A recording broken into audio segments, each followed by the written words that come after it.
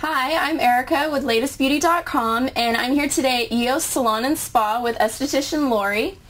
And microdermabrasion has become such a popular procedure for women and men just all around the world. And can you just explain kind of more in depth what it is and what it involves? Sure. Microdermabrasion is a process used to resurface the skin. So you would wand an instrument across the face, and it's removing, basically sanding off dead skin in a painless manner. Okay, and also suction to it as well, that's also sucking up the dead skin that you're sanding off, and it's also cleaning out pores where they can be cleaned out. Now, what does this feel like? Is there a way to describe what it feels like on your skin? It's painless, and it feels like a cat licking your skin. Oh, okay, so it's kind of like that coarse... A little bit of a roughness. The rough, okay. Yes, but it's not painful at all. So you can tolerate that.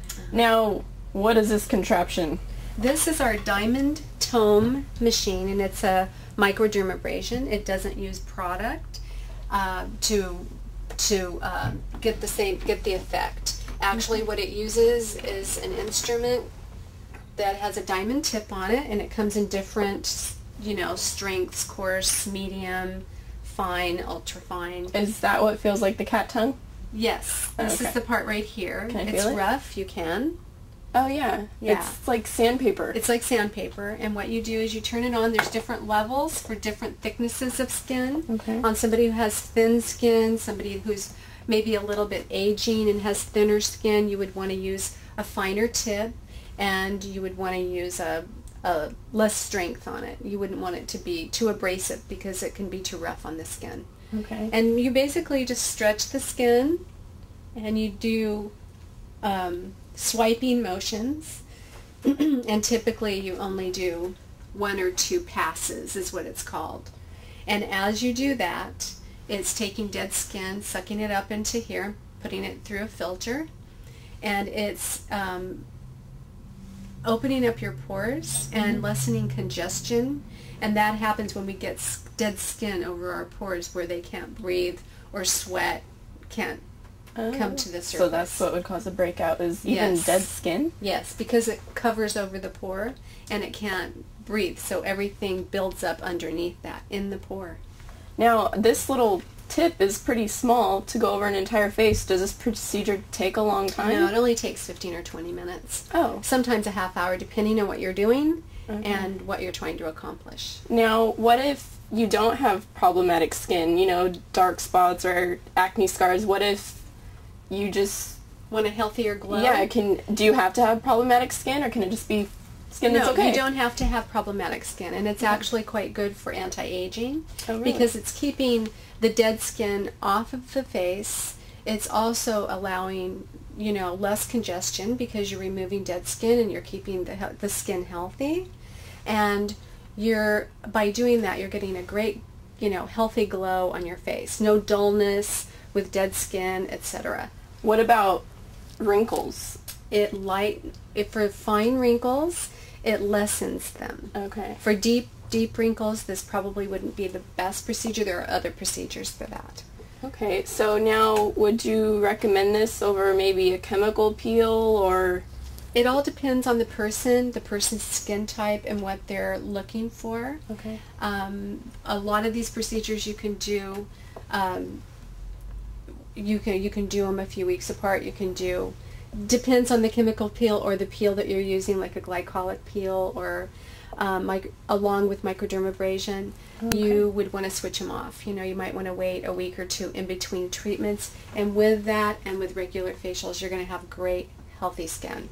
Really? Really great skin. Now, microdermabrasion, how often would you have to do it? Is that what you're saying, every couple weeks? Or? Yes. Okay, you could do it every couple of weeks. And that just helps maintain and it helps really keep getting that dead skin off of the face, and opening and cleaning out pores, and keeping the skin really healthy. Now, if you're doing microdermabrasion and you're removing, layers of dead skin, isn't that opening pores and making your skin more susceptible to bacteria in the air and more likely to make you break out? It's a very good question. What you're doing when you're cleansing the skin or exfoliating, this is another form of exfoliation.